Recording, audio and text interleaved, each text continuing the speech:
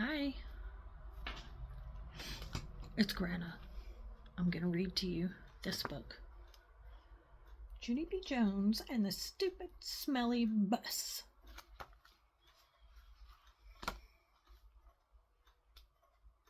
I hope you're staying warm because it's cold tonight. Chapter 1, Meeting Mrs.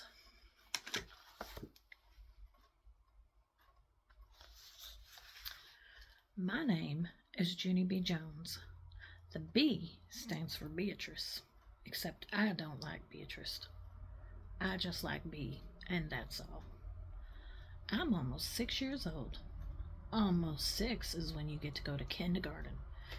Kindergarten is where you go to meet new friends and to not watch TV. My kindergarten is the afternoon kind. Today was my first day of school. I'd been to my room before, though. Last week, Mother took me there to meet my teacher. It was called Meet the Teacher Day. My teacher was decorating the bulletin board with the letters of the alphabet. I already know all these letters, I said. I can sing them, except I don't feel like it right now. My teacher shook my hand, only our hands didn't fit together that good. Her name was Mrs.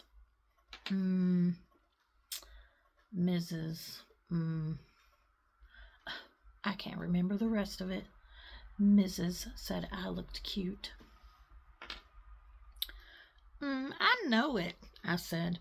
That's because I have on my new shoes. I held my foot way high in the air. See how shiny they are? Before I put them on, I licked them. And guess what else? I said. This is my bestest hat. Grandpa Miller bought it for me. See the devil horns sticking out the sides? You see her hat?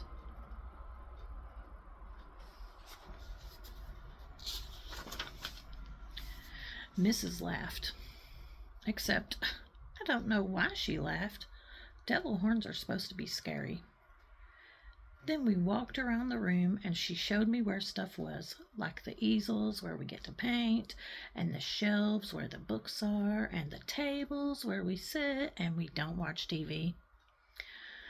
One of the tables in the front of the room had a red chair. I would like to sit here, I think, I told her.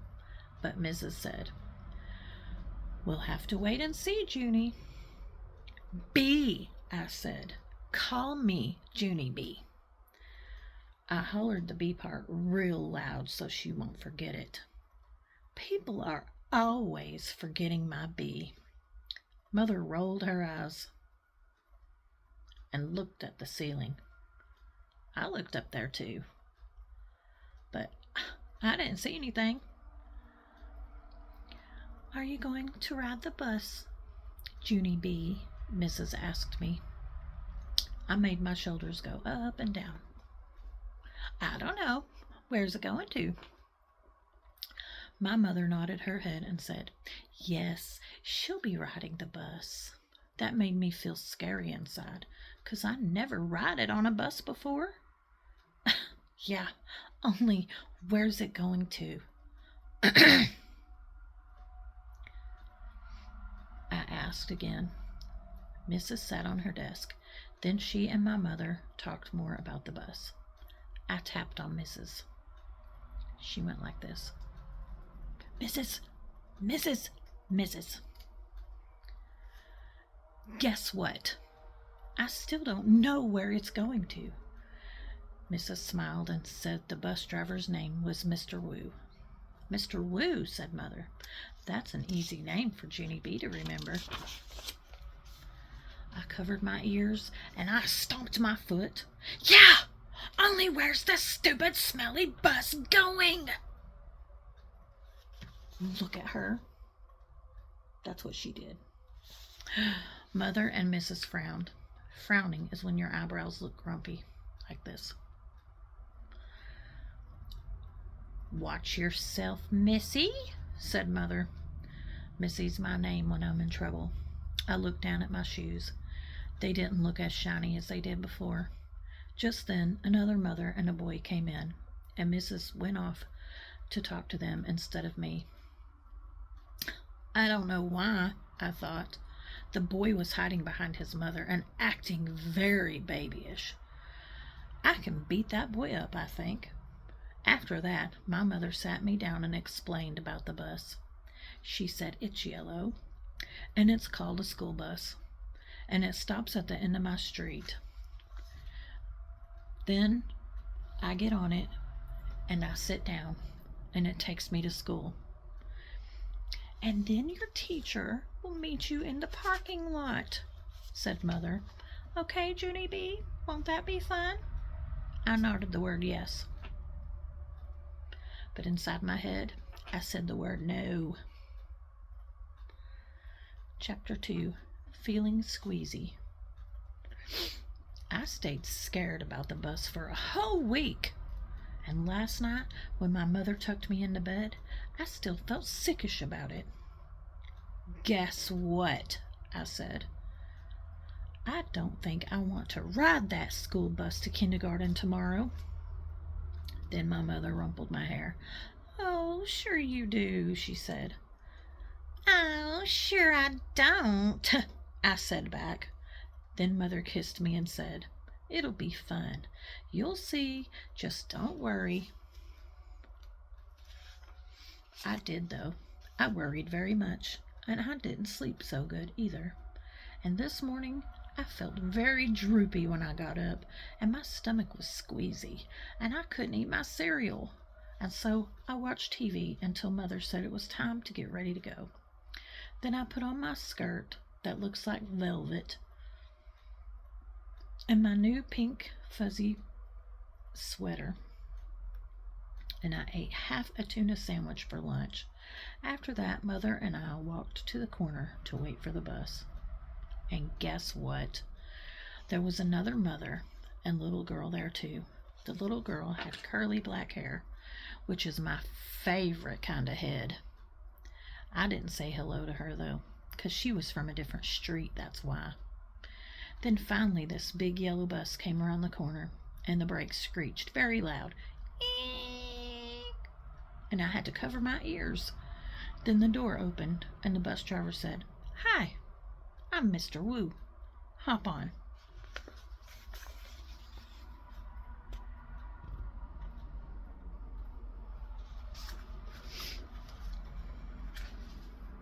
Except I didn't hop on, because my legs didn't want to go. "I don't think I want to ride this bus to kindergarten," I told Mother again. Then she gave me a little push. "Go on, Junie B," she said. "Mr. Wu is waiting for you. Be a big girl and get on the bus." I looked up at the windows. The little girl with the curly black hair was already in the bus. She looked very big sitting up there and kind of happy. "Look how big that little girl is acting, Junie B," said Mother. "Why don't you sit right next to her? It'll be fun, I promise." And so I got on the bus, and guess what? It was not fun. Chapter 3, The Stupid Smelly Bus. The bus wasn't like my daddy's car at all.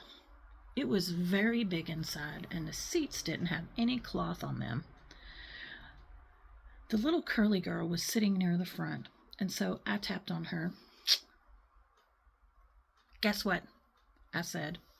"Mother said for me to sit here." "No," she said. "I'm saving this seat for my best friend, Mary Ruth Marble." Then she put her little white purse on the place where I was going to sit. And so I made a face at her. "Hurry up and find a seat, young lady," said Mr. Wu. And so I quick sat down across from the curly mean girl, and Mr. Wu shut the door. It wasn't a regular kind of door, though. It folded in half, and when it closed, it made a whooshing sound. Whoosh! I don't like that kind of door. If it closes on you by accident, it will cut you in half, and you will make a squishy sound. The bus made a big roar. Then a big puff of black, smelly smoke came out of the back end of it. It's called the bus breath, I think. Mr. Wu drove for a while. Then the brakes made that loud, screechy noise again. I covered my ears so it couldn't get inside my head.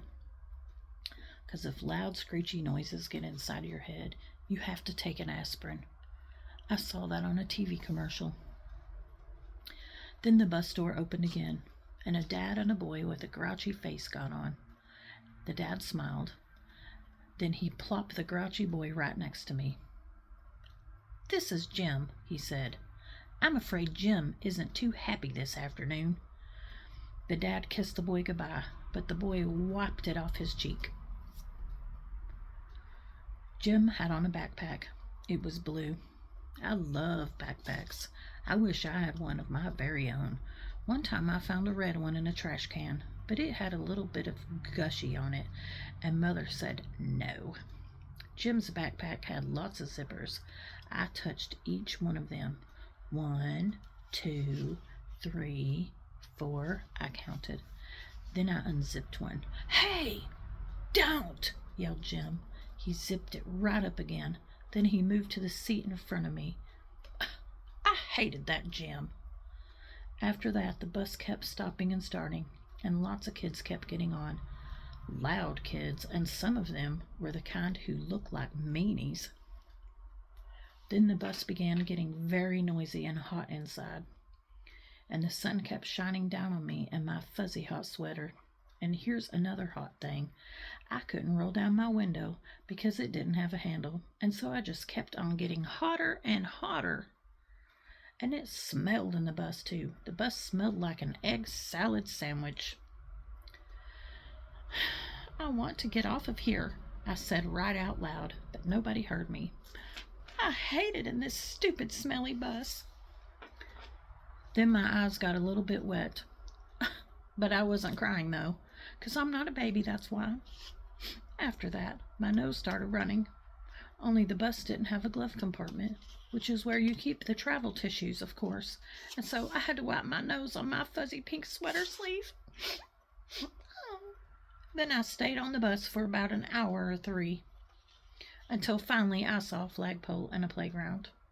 That meant we were at kindergarten. Then Mr. Wu drove the bus into the parking lot and stopped. I jumped up very fast because all I wanted to do was get off that stupid smelly bus. Only guess what? That Jim pushed me and got right in front of me. And the curly mean girl did too. And then people started squishing me real tight. And so I pushed them away and they pushed me right back. That's when I fell down. And a big foot stepped on my skirt that looks like velvet. "Stop it!" I yelled. Mr. Wu hollered, "Hey, hey, hey!" And he picked me up and helped me off the bus. Mrs. was waiting for me, just like my mother said. "Hi, I'm glad to see you," she called. Then I ran over to her, and I showed her the big footprint on my skirt that looks like velvet. "Yeah, only look what happened. I got stepped on, and so now I'm soiled," said Junie B. Then they're all squishing her, trying to get off the bus.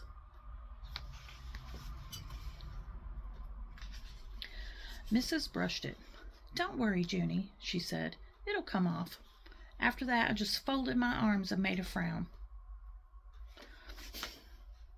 'Cause guess what? She forgot my bee again. Chapter 4. Me and Lucille and some other kids. Some of the other bus kids turned out to be in my class too. One of them was that Jim. That Jim I hate. Mrs. made us line up. Then we followed her to our room. Its name is Room 9. There were other kids waiting by the door. When Mrs. unlocked it, everyone squeezed in all at once. That Jim stepped on my new shoe. He made a scratch mark on my shiny toe. The kind of scratch that licking won't fix. "Hey, watch it, you dumb Jim," I hollered at him. Mrs. bent down next to me. "Let's try to use our quiet voice while we're in school, Junie," she said. I nodded nicely. "I hate that gym," I said in my quiet voice. After that, Mrs. clapped her hands together very loud. "I want everyone to find a chair and sit down as fast as you can," she said. That's when I ran to the table with the red chair. Only guess what?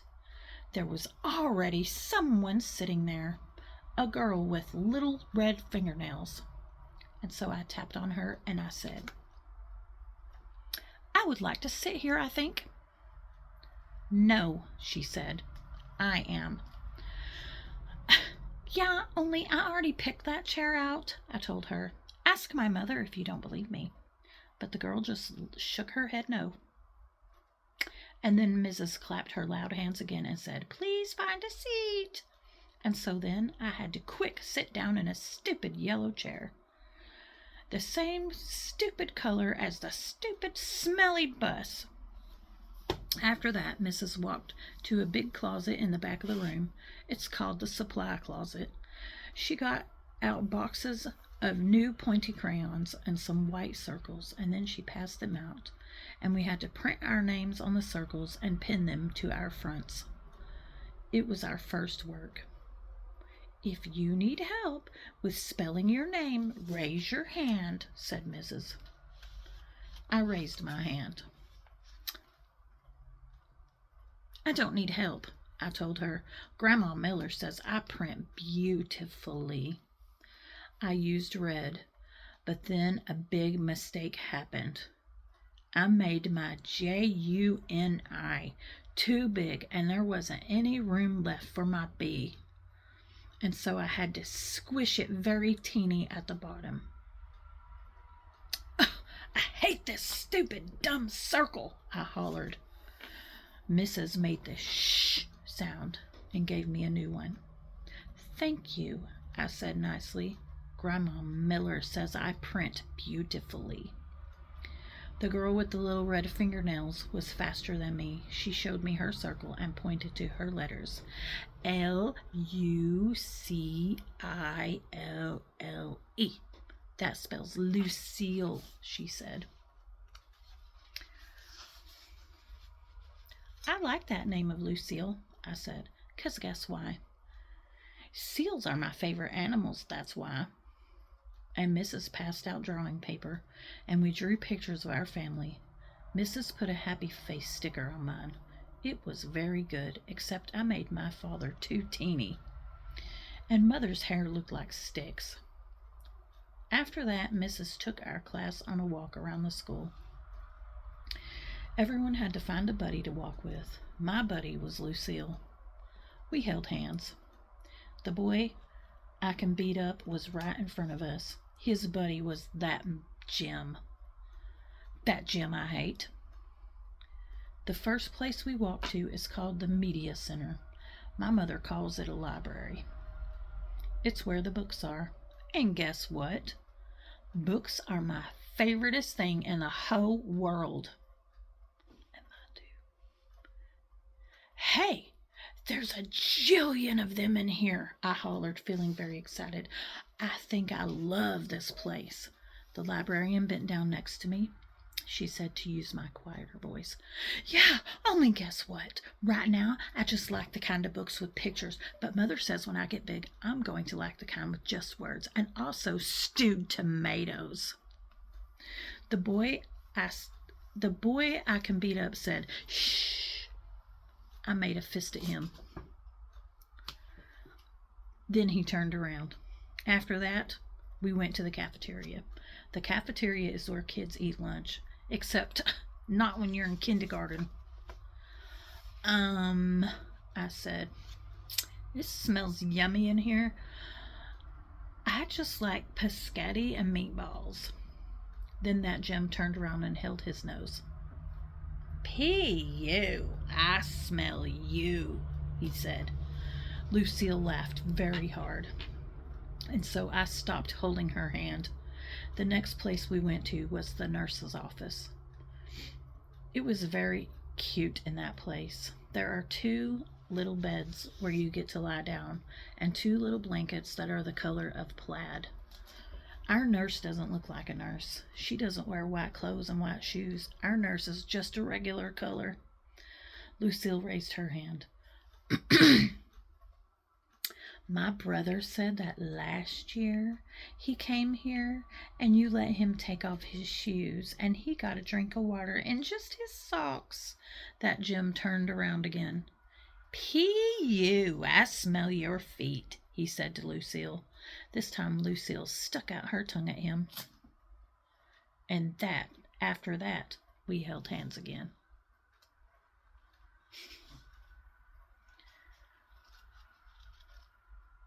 Chapter 5, Principal. After we left the nurse, we went to the main office.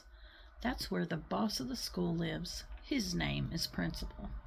Principal is a baldy. He talked to us. Then Lucille raised her hand.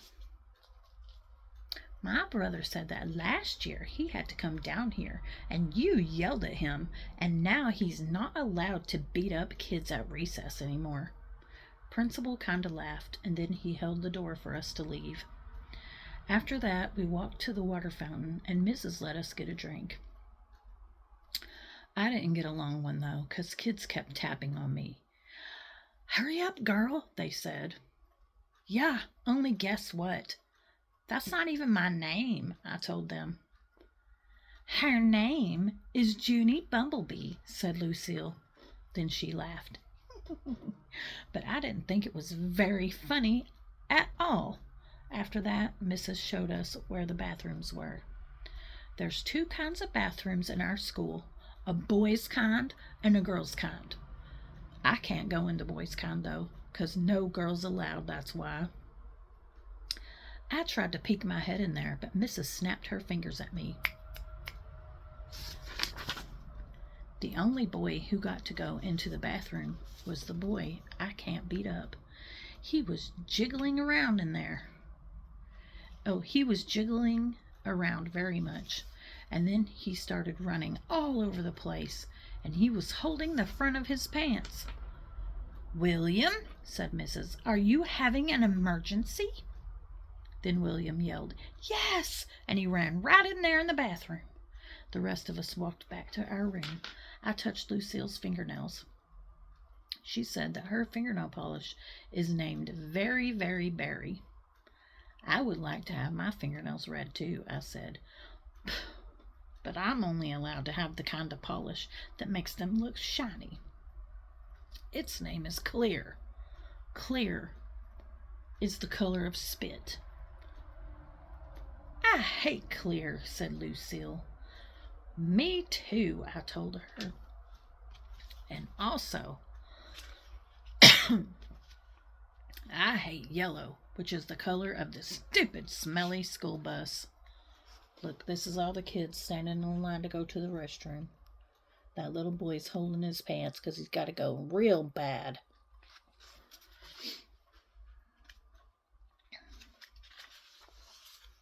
Lucille nodded her head. My brother said when you ride home on the bus, kids pour chocolate milk on your head. Then all of a sudden my stomach felt very squeezy again because I had to ride the bus home, that's why.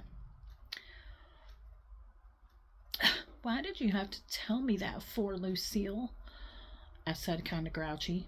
After we got back to room 9, we did some more work. It was a game to help us learn each other's name. I learned Lucille, and also a girl named Charlotte, and another girl named Grace. Then I learned a boy named Ham, which we eat at my Grandma Miller's house. Pretty soon Mrs. clapped her hands real loud together. Okay, everyone, gather up your things. It's almost time for the bell. Then I heard a noise in the parking lot. It was the screechy brakes. And so I looked out the window and I saw the school bus. It was coming to get me. Oh no, I said kind of loud. Now I'm going to get chocolate milk poured on my head. Then I chewed on my fingers. Get in line, said Mrs. When we get outside, I want all of my bus students to come with me. The rest of you must go to the crossing guard." Everyone was lining up. I was the very last one. Just then the bell rang and Mrs. marched out the door. Then everybody else marched out too. Except guess what? I didn't. She didn't leave the classroom? What is she thinking? Let's see what happens. Chapter 6. A Good Hider. When you're the very last one in line, nobody watches you. That's how come nobody saw me when I ducked behind the teacher's desk and hid. I'm a good hider. One time, at Grandma Miller's house, I hid under the kitchen sink. Then I made a growly sound and sprang out at her. I'm not allowed to do that to Grandma Miller anymore. Anyway, I stayed scrunched behind the teacher's desk for a while, and then I saw a better place to hide. It was the big supply closet in the back of the room, and so I ran back there very fast, and I squeezed onto the bottom shelf. I squeezed right on top of the construction paper. Most of me was comfortable, except my head was sort of very tight, and my knees were all bended, like when I do a somersault. This is what she looked like. She's all squished up in there.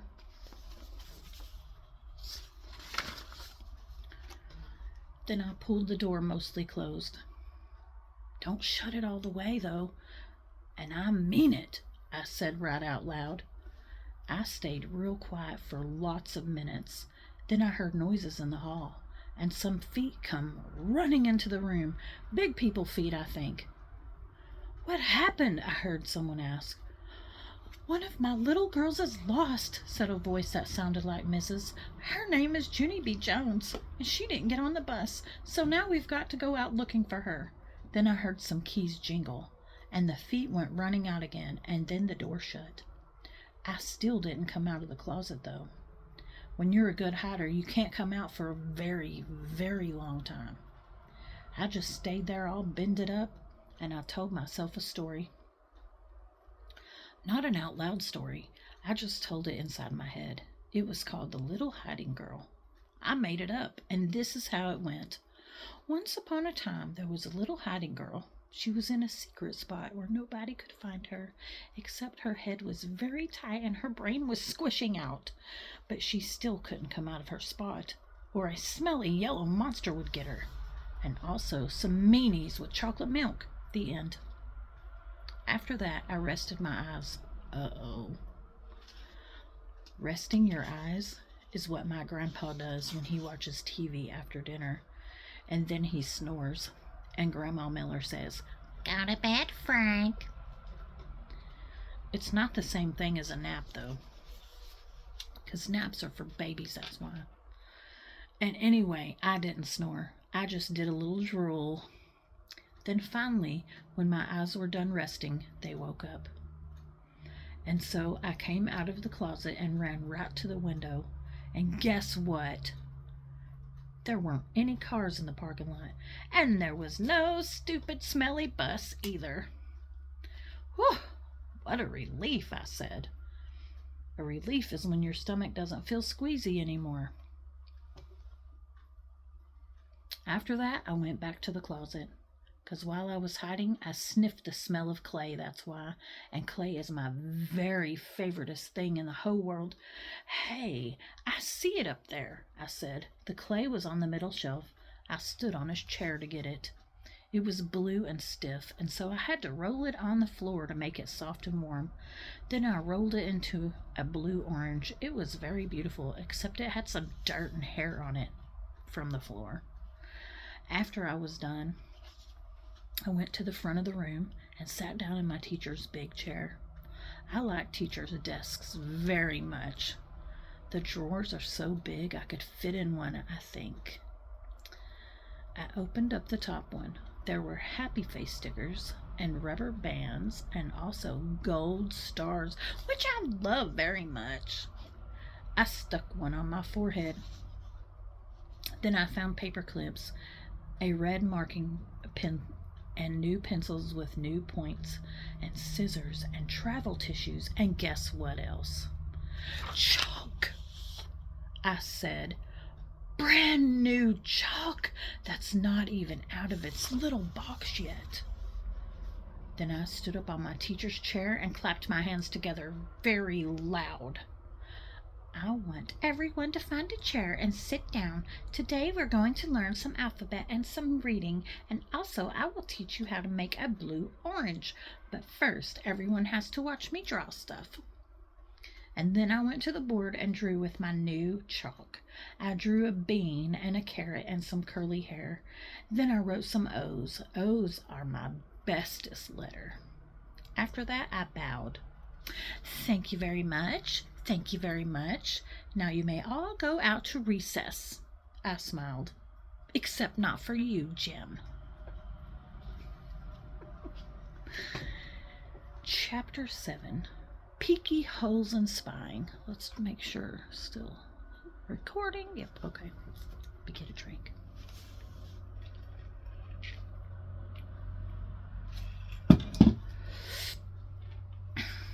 Chapter 7.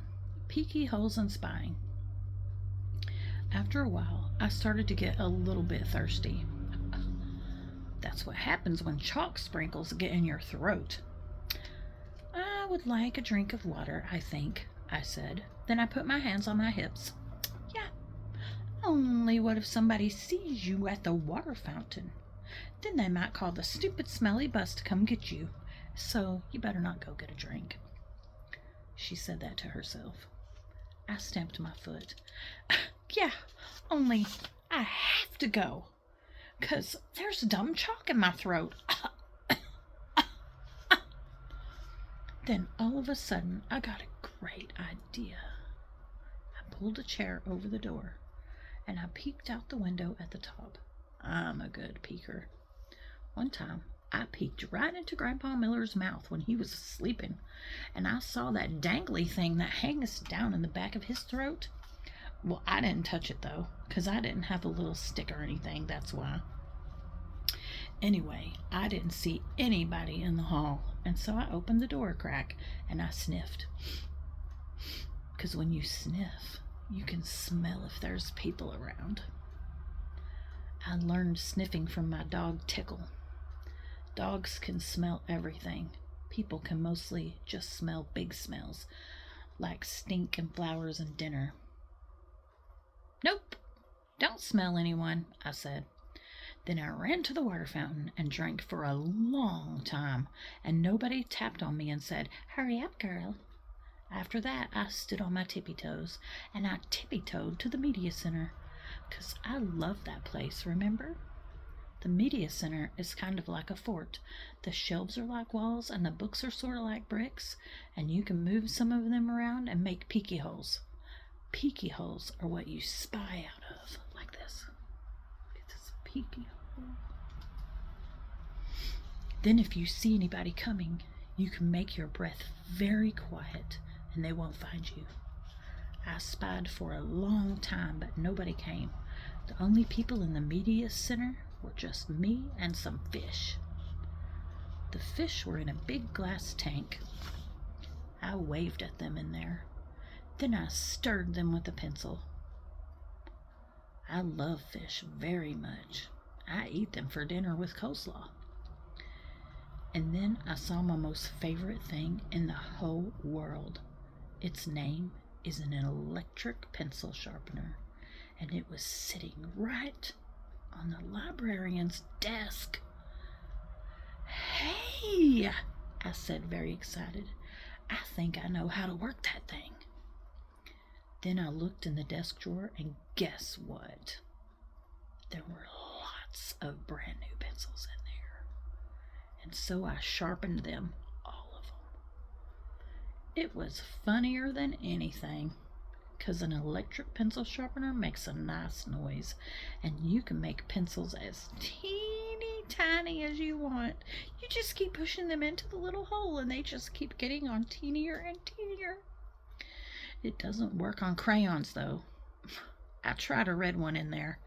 Then the pencil sharpener slowed way down. and then it made a er, sound. After that, it didn't work anymore. Just then I heard a noise. It was walking feet, and it made me scared inside, 'cause I didn't want anyone to find me, that's why. And so I squatted way down, and I looked through my peeky hole.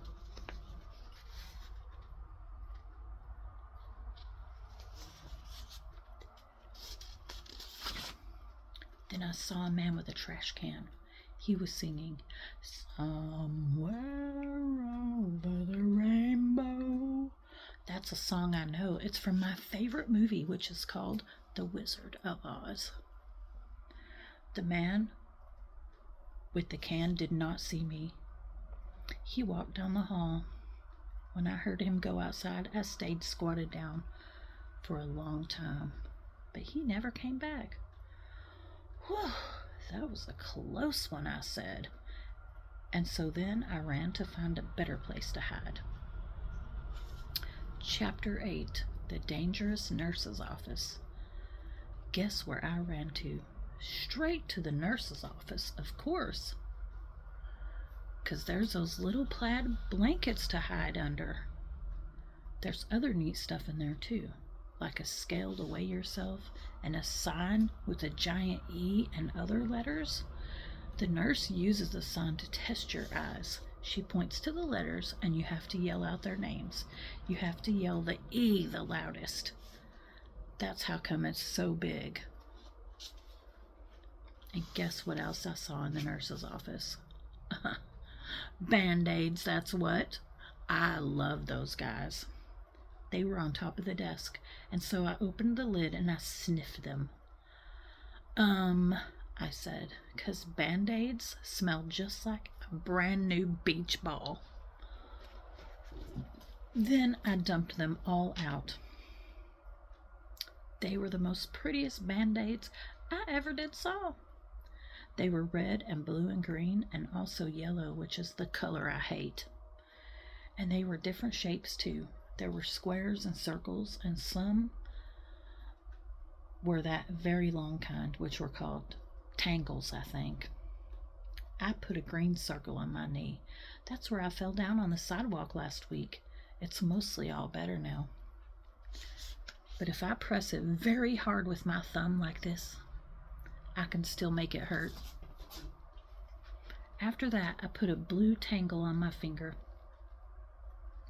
That's where I got a splinter from the picnic table. Mother pulled it out with the tweezers, but there's still some table in there, I think. Also, I put a red square on my arm.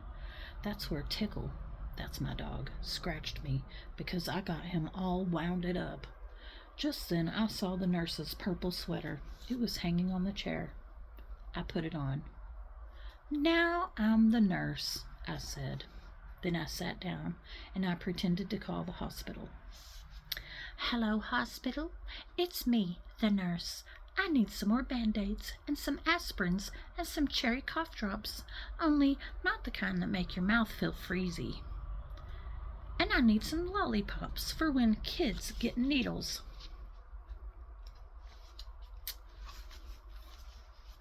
And also, I need a little stick or something in case I have to touch that dangly thing that hangs down in your throat. Yes, I need a little stick to go in your mouth." Then I pretended to call room 9. "Hello, Mrs. Please tell that Jim to come to my office. I have to give him a shot." Just then I saw my most favorite thing in the whole wide world. They were near the door, and their name is crutches. Crutches are for when you break a leg. Then the doctor puts it in a big white cast with just your piggies sticking out, and you can't walk on it, and so she gives you crutches to swing yourself. I ran over and I picked them up. Then I put them under my arms, only they were way too long for me. And I didn't swing that good. And so then I got another idea. I carried them to the nurse's chair. And I climbed up there, so I was real tall, and then I put the crutches under my arms, and they fitted just right.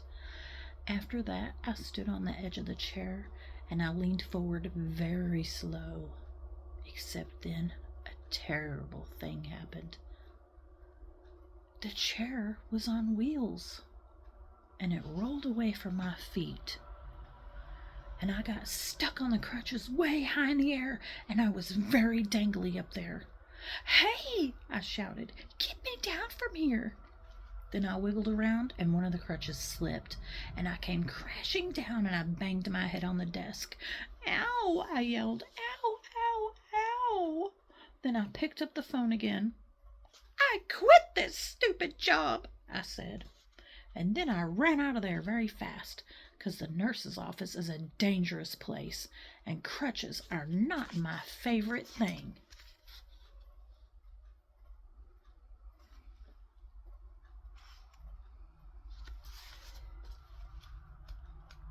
Chapter 9. Zooming Speedy Fast. I like running inside the school. It's funner than running inside your house. Okay, sorry for the interruption. Sarah came in here. She interrupted me. Chapter 9. Zooming Speedy Fast.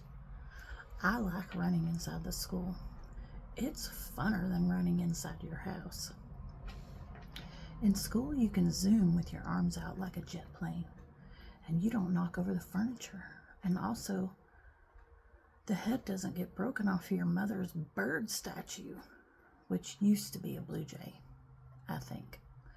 I zoomed straight to the cafeteria because there's a lot of tables to hide under in that place. Only when I tried to open the door, it was all locked up. And so then I ran to another room across the hall. Only that stupid door was locked too. Hey, who did all this dumb locking? I asked. Then I started jiggling up and down because I was having a little bit of a problem, that's why. The kind of problem that's called personal, and it's about going to the potty. And so all of a sudden, I had to run down the hall, speedy quick, right to the girls' bathroom. Only guess what?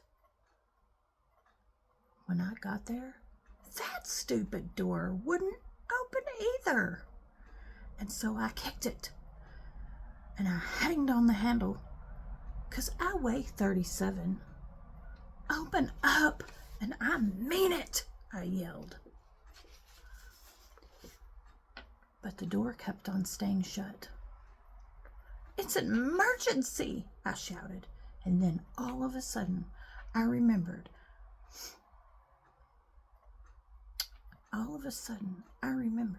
About that boy I can beat up.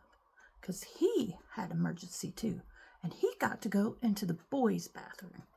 And so I zoomed across the hall and I pulled on the boys' bathroom door. But that dumb thing was locked too. "Stupid, stupid doors," I hollered. After that, I started to jiggle up and down very fast. "Oh no, now I'm gonna have an accident on my skirt that looks like velvet." Only just then I remembered something else about emergencies, 'cause Mother told me what to do if I ever needed help. And guess what that was? To call 911. And so then I ran back to the dangerous nurse's office, 'cause that's where the phone was, of course. And then I picked it up and I pushed the 9 and the 1 and another 1. "Help! This is emergency," I yelled. "All the doors are locked in this place, and now I'm going to have a terrible accident." Then I heard a voice on the other end. She said for me to calm down. "Yeah, only I can't, 'cause I'm in big trouble, and I'm all by myself, and I need help real bad." Then the lady said to calm down again, except for I couldn't stand still, and so I just hung up and ran right out of there. And I just kept running and running till I got to the big doors at the end of the hall, and then I run right outside, 'cause maybe there might be a little toilet out there or something. except I didn't see one. All I could hear was sirens. Loud sirens were all over the place, and they kept on getting closer and closer. And then a big green fire truck came zooming right around the corner, and a white police car, and a fast red ambulance. And guess what else? They turned right into the school parking lot. And so I stopped jiggling for a second, and I sniffed the air. Only I couldn't smell any smoke. Then I heard a grouchy voice. "Hey, hold it, Missy," it yelled, and I got very scared inside, 'cause Missy's my name when I'm in trouble. And I turned around, and it was the man with the trash can, and he was running at me. Okay, here's the picture.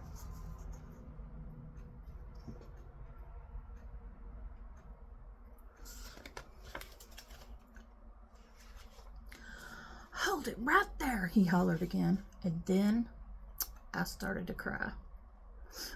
"Yeah, only that's the trouble. I can't hold it," I said.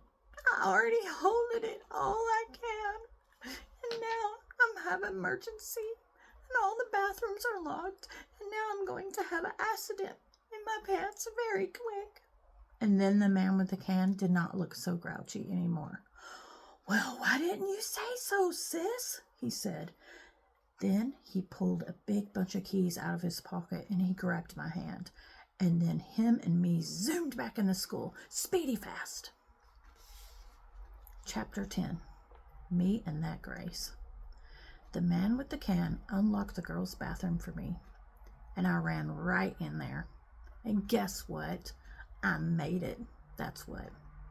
I didn't have an accident on my skirt that looked like velvet. "Whew, that was a close one," I said. Then I washed my hands at the sink, and I looked in the mirror, and the gold star was still on my forehead, right there. It looked very beautiful up there. After that, I went into the hall, and the man with the can bended down to me. "Everything okay, sis?" he said. And so I nodded my head. "I holded it," I said, very happy. Then all of a sudden, there were lots of people running at us. There were firemen and policemen, and there was a tall lady rolling a bed on wheels. "Hey," I said to the man with the can, "what happened? Did somebody get run over in here or something?" Then I saw Mrs. and Principal and Mother.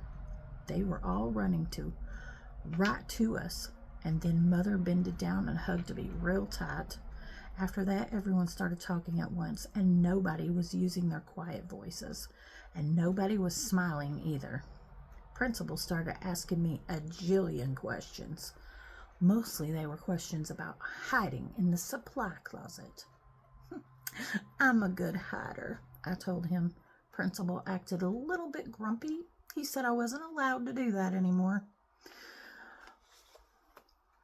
"When you go to school, you have to follow the rules," he said.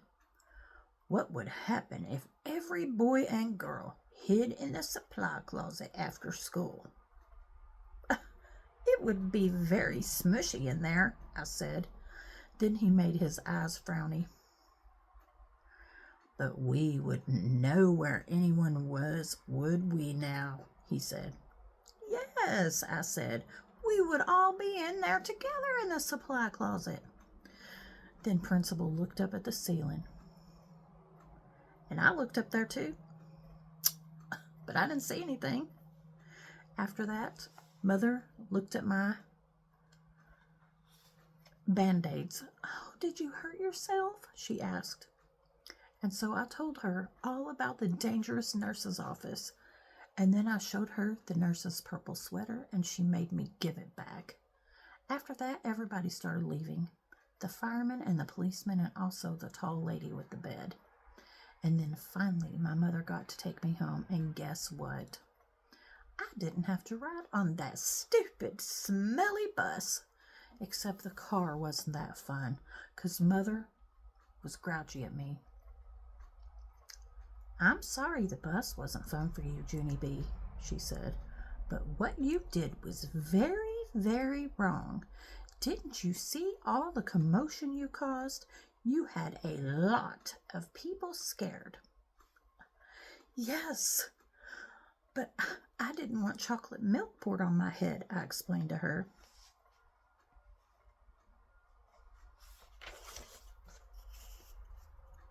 There's the principal getting grouchy with her. So she tells her mom, "I didn't want chocolate milk getting poured on my head." And she said, "That is not going to happen. And you can't just suddenly decide for yourself not to ride the bus. Hundreds of kids ride buses every day and they can do it.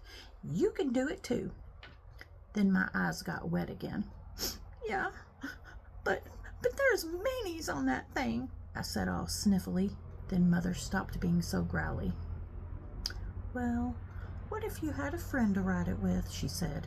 "Your teacher told me there's a girl in your class who will be riding the bus for the very first time tomorrow. Maybe you could sit with her. Would you like that?" I made my shoulders go up and down. "I don't know." "Her name is Grace," said Mother. "Grace?" I said. "Hey, I know that Grace. I learned her today." And so when we got home, Mother called that Grace's mother, and then they talked. And then me and that Grace talked on the phone too. And I said hi, and she said hi, and she said she would sit with me. And so tomorrow I get to take my little red purse on the bus, and I get to put it on the seat next to me so nobody will sit there. Nobody except for that Grace, of course. And then she and me might get to be buddies. And we can hold hands, just like me and Lucille. I will like that, I think. And guess what else? Tomorrow, I think I might like that yellow bus a little bit too.